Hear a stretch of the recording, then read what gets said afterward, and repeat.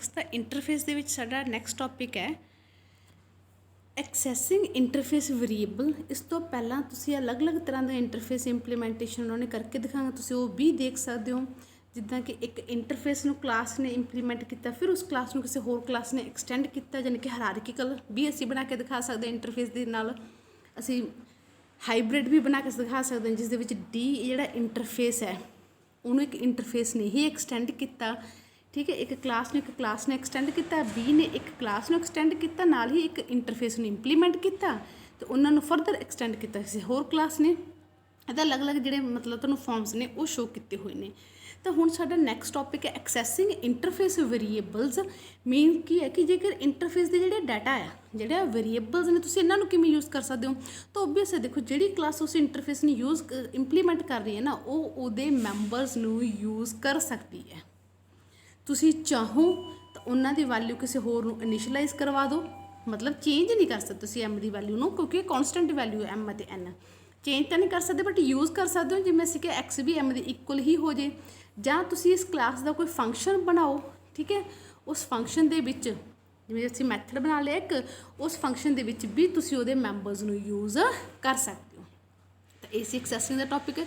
ਤਾਂ ਜਸਟ ਤੁਸੀਂ ਇਸ ਕਲਾਸ ਦੇ ਮਤਲਬ ਕਿ ਜਿਹੜੇ ਕਿ ਇੰਟਰਫੇਸ ਦੇ ਮੈਂਬਰਸ ਨੇ ਉਹਨਾਂ ਨੂੰ ਐਕਸੈਸ ਕਰਕੇ ਦਿਖਾਉਣਾ ਕਿਸੇ ਹੋਰ ਦੇ ਵਿੱਚ। ਅਸੀਂ ਜਿੱਦਾਂ ਇੱਥੇ ਕਰਦੇ, ਅਸੀਂ ਏ ਦੀ ਵੈਲਿਊ ਇੱਥੇ ਦੇਖੋ ਸ਼ੋਅ ਦੇ ਵਿੱਚ ਤਾਂ SOP ਕਰਵਾਈ, ਅਸੀਂ ਚਾਹੁੰਦੇ ਤਾਂ ਡਿਸਪਲੇ ਦੇ ਵਿੱਚ ਸਪੋਜ਼ ਕਰੋ ਕਿ ਅਸੀਂ ਇੱਕ ਵੇਰੀਏਬਲ ਲੈ ਲੈਂਦੇ ਬੀ ਦੇ ਵਿੱਚ ਏ ਦੀ ਜਿੰਨੀ ਵੈਲਿਊ ਆ ਉਹਦੇ 'ਚ ਅਸੀਂ ਕਹਿ ਦਿੰਦੇ 100 ਜੋੜ ਕੇ ਬੀ ਦੇ ਵਿੱਚ ਸਟੋਰ ਹੋ ਜੇ, ਯਾਨੀ ਕਿ ਇੱਦਾਂ ਕੁਛ ਤੁਸੀਂ ਏ ਨੂੰ ਡਾਇਰੈਕਟ ਨੇਮ ਨਾਲ ਯੂਜ਼ ਕਰ ਸਕਦੇ ਹੋ। ਤਾਂ ਇਹੀ ਸਾਡਾ ਟੌਪਿਕ ਸੀ ਐਕਸੈਸਿੰਗ ਇੰਟਰਫੇਸ ਵੇਰੀਏਬਲ। ਇਸ ਤੋਂ ਨੈਕਸਟ ਹੈ ਇੰਪਲੀਮੈਂਟਿੰਗ ਮਲਟੀਪਲ ਇਨਹੈਰੀਟੈਂਸ। ਓਬਵੀਅਸ ਦੇਖੋ ਹੁਣ ਅਸੀਂ ਜਿਹੜਾ ਇੰਟਰਫੇਸ ਦਾ ਟੌਪਿਕ ਕੀਤਾ ਤਾਂ ਅਸੀਂ ਕਿਹਾ ਸੀ ਕਿ ਤੁਸੀਂ ਇੰਟਰਫੇਸ ਦੀ ਹੈਲਪ ਨਾਲ ਮਲਟੀਪਲ ਇਨਹੈਰੀਟੈਂਸ ਨੂੰ ਇੰਪਲੀਮੈਂਟ ਕਰ ਸਕਦੇ ਹੋ। ਕਿਵੇਂ ਕਰ ਸਕਦੇ ਹੋਗੇ ਤੁਸੀਂ ਚਾਹੋ ਤਾਂ ਇੱਕ ਇੰਟਰਫੇਸ ਬਣਾ ਕੇ, ਇੱਕ ਕਲਾਸ ਬਣਾ ਕੇ ਉਹਨਾਂ ਦੋਨਾਂ ਨੂੰ ਇੱਕ ਕਲਾਸ ਦੇ ਵਿੱਚ ਇਨਹੈਰਿਟ ਕਰਕੇ ਦਿਖਾ ਦਿਓ, ਯਾਨੀ ਕਿ ਬੀ ਕਲਾਸ ਇੰਪਲੀਮੈਂਟ ਕਰੇ I1 ਇੰਟਰਫੇਸ ਨੂੰ ਐਕਸਟੈਂਡ ਕਰੇ ਏ ਕਲਾਸ ਨੂੰ। ਹੋਗੀ ਨਾ ਮਲਟੀਪਲ ਇਨਹੈਰੀਟੈਂਸ, ਦੋਨਾਂ ਨੂੰ ਯੂਜ਼ ਕਰ ਰਹੀ ਹੈ ਬੀ ਕਲਾਸ, ਤੋਂ ਮਲਟੀਪਲ ਇਨਹੈਰੀਟੈਂਸ ਹੀ ਹੈ। ਤੁਸੀਂ ਇਸ ਦਾ ਆਪਣੇ ਵੱਲੋਂ ਪ੍ਰੋਗਰਾਮ ਬਣਾ ਸਕਦੇ ਹੋ। ਜਿਹਦੇ ਇਸ ਐਗਜ਼ਾਮਪਲ ਦੇ ਵਿੱਚ ਅਸੀਂ ਇੱਕ ਇੰਟਰਫੇਸ ਬਣਾਇਆ I1, ਜਿਸ ਦੇ ਵਿੱਚ ਦੋ ਵੇਰੀਏਬਲ ਹੈ A = 5 B = 10 ਅਤੇ ਇੱਕ ਫੰਕਸ਼ਨ ਡਿਕਲੇਅਰ ਕੀਤਾ ਸਮ। ਇੰਟਰਫੇਸ ਹੈ ਤਾਂ ਫੰਕਸ਼ਨ ਦੀ ਬੋਡੀ ਇੱਥੇ ਬਣੂਗੀ ਨਹੀਂ, ਐਬਸਟਰੈਕਟ ਫੰਕਸ਼ਨ ਹੈ। ਫਿਰ ਇੱਕ ਕਲਾਸ ਬਣਾਈ A। ਠੀਕ ਹੈ, ਮੈਂ ਇਸੇ ਹੀ ਫਾਰਮੈਟ ਅਕੋਰਡਿੰਗ ਤੁਹਾਨੂੰ ਬਣਾ ਕੇ ਦਿਖਾ ਰਹੀ ਹਾਂ ਬੇਟਾ। I1 ਇੰਟਰਫੇਸ A ਕਲਾਸ ਦੋਨਾਂ ਨੂੰ ਯੂਜ਼ ਕਰੂਗੀ B ਕਲਾਸ। ਤਾਂ A ਕਲਾਸ ਦੇ ਵਿੱਚ ਫਿਰ ਮੈਂ ਦੋ ਵੇਰੀਏਬਲ ਲੈ XY ਅਤੇ ਨਾਲ ਹੀ ਸਬ ਫੰਕਸ਼ਨ ਬਣਾਇਆ, ਜੋ ਕਿ ਇਹਨਾਂ ਦੋਨਾਂ ਦੀ ਸਬਟਰੈਕਸ਼ਨ ਕਰਕੇ ਸ਼ੋ ਕਰਵਾ ਰਿਹਾ। ਇਸ ਤੋਂ ਬਾਅਦ ਅਸੀਂ ਇੱਕ B ਕਲਾਸ ਬਣਾਈ ਜੋ ਕਿ ਇੰਪਲੀਮੈਂਟ ਕਰ ਰਹੀ ਹੈ I1 ਇੰਟਰਫੇਸ ਨੂੰ, ਐਕਸਟੈਂਡ ਕਰ ਰਹੀ ਹੈ A ਕਲਾਸ ਨੂੰ। ਤਾਂ ਉਸਨੇ ਇੱਕ ਤਾਂ ਆਪਣਾ ਫੰਕਸ਼ਨ ਬਣਾਇਆ ਡਿਸਪਲੇ, ਨਾਲ ਹੀ ਜਿਹੜਾ ਇੰਟਰਫੇਸ ਸੀ ਉਹਦਾ ਵੀ ਇੱਕ ਫੰਕਸ਼ਨ ਸਮ ਉਸਨੇ ਬਣਾਇਆ। ਠੀਕ ਹੈ, ਉਹਦੇ ਫੰਕਸ਼ਨ ਦੀ ਬੋਡੀ ਤਾਂ ਇੱਥੇ ਬਣੂਗੀ ਨਾ। ਤਾਂ ਅਸੀਂ ਉਸ ਫੰਕਸ਼ਨ ਦੇ ਵਿੱਚ ਦੋਨਾਂ ਦੀ ਵੈਲਿਊ A ਅਤੇ B ਨੂੰ ਪਲੱਸ ਕਰਕੇ ਦਿਖਾਤਾ। A ਅਤੇ B ਵੈਸੇ ਵੀ ਤੁਹਾਡੇ ਇਸ ਇੰਟਰਫੇਸ ਦੇ ਵੇਰੀਏਬਲਸ ਨੇ ਜਿਨ੍ਹਾਂ ਨੂੰ ਸਮ ਫੰਕਸ਼ਨ ਯੂਜ਼ ਕਰ ਸਕਦਾ ਗਾ। ਤਾਂ ਸਮ ਫੰਕਸ਼ਨ ਦੇ ਵਿੱਚ ਅਸੀਂ ਦੋਨਾਂ ਨੂੰ ਪਲੱਸ ਕਰਕੇ ਦਿਖਾਤਾ, ਅਤੇ ਨਾਲ ਹੀ ਇਸ ਕਲਾਸ ਨੇ ਇੱਕ ਆਪਣਾ ਫੰਕਸ਼ਨ ਡਿਸਪਲੇ ਬਣਾਇਆ, ਜਿਸ ਦੇ ਵਿੱਚ ਇੱਕ ਜਸਟ ਮੈਸੇਜ ਪ੍ਰਿੰਟ ਕੀਤਾ, class B inherit class A and also interface I1। ਇੱਦਾਂ ਕੋਈ ਵੀ ਮੈਸੇਜ ਪ੍ਰਿੰਟ ਤੁਸੀਂ ਕਰਕੇ ਦਿਖਾ ਸਕਦੇ ਹੋ। ਇਸ ਤੋਂ ਬਾਅਦ ਤੁਸੀਂ ਜਿਹੜਾ ਹੈ ਬਣਾਓਗੇ ਮੇਨ, ਇੱਕ ਹੋਰ ਕਲਾਸ ਜਿਸ ਦੇ ਵਿੱਚ ਤੁਹਾਡਾ ਮੇਨ ਫੰਕਸ਼ਨ ਬਣੂਗਾ। ਤਾਂ ਅਸੀਂ ਕਲਾਸ ਦਾ ਨਾਮ ਰੱਖਿਆ ਮੇਨ, ਬਟ ਕੈਪੀਟਲ M ਨਾਲ।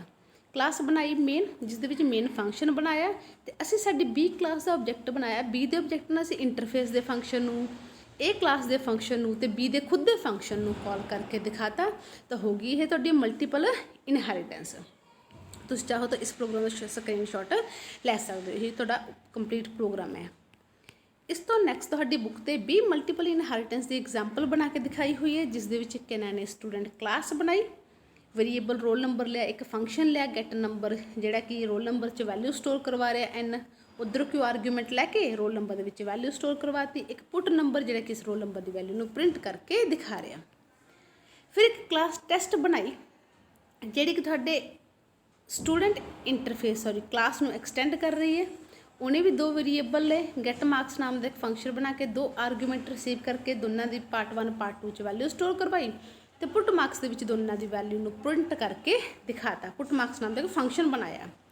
ਫਿਰ ਇੱਕ ਇੰਟਰਫੇਸ ਬਣਾਇਆ ਸਪੋਰਟਸ, ਠੀਕ ਹੈ, ਜਿਸ ਦੇ ਵਿੱਚ ਕੀ ਵੇਰੀਏਬਲ ਲਿਆ ਤੇ ਇੱਕ ਐਬਸਟਰੈਕਟ ਫੰਕਸ਼ਨ ਪੁੱਟ WT ਬਣਾਇਆ।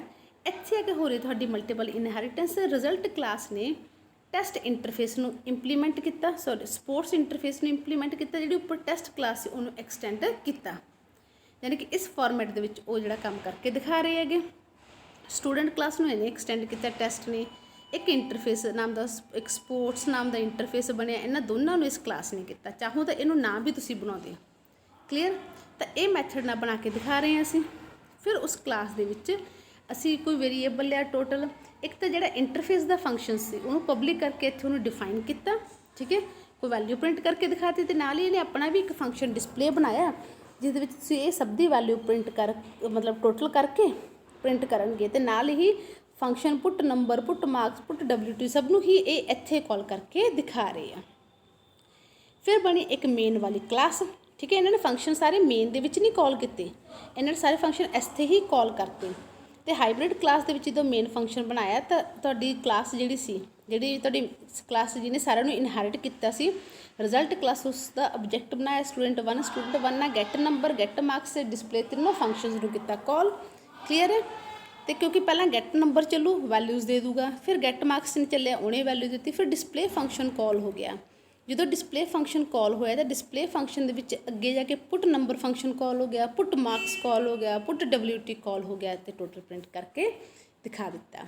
ਇਹ ਸੀ ਤੁਹਾਡਾ ਲਾਸਟ ਟੌਪਿਕ ਇੰਟਰਫੇਸ ਦਾ, ਜਿਸ ਦੇ ਵਿੱਚ ਅਸੀਂ ਕੁਐਸਚਨ ਤੁਹਾਡਾ ਇੱਕ ਲੌਂਗ ਕੁਐਸਚਨ ਬਣ ਸਕਦਾ, ਇੰਟਰਫੇਸ ਕੀ ਨੇ, ਇੰਟਰਫੇਸ ਕਿੱਦਾਂ ਤੁਹਾਡੇ ਬਣਦੇ ਨੇ, ਜਾਂ ਫਿਰ ਤੁਸੀਂ ਇਸ ਦਾ ਇੱਕ ਹੋਰ ਵੀ ਜਿਹੜਾ ਹੈ ਕੁਐਸਚਨ ਬਣ ਕੇ ਆ ਸਕਦਾ, how can we implement multiple inheritance in Java. ਹੁਣ ਸਾਨੂੰ ਪਤਾ ਕਿ ਜਾਵਾ ਮਲਟੀਪਲ ਇਨਹੈਰੀਟੈਂਸ ਸਪੋਰਟ ਨਹੀਂ ਕਰਦੀ, ਬਟ ਕਿਵੇਂ ਹੋ ਸਕਦਾ ਇਹ ਕੰਮ, ਤਾਂ ਉਹਦਾ ਤੁਸੀਂ ਆਲਟਰਨੇਟਿਵ ਦੋਗੇ ਇੰਟਰਫੇਸ।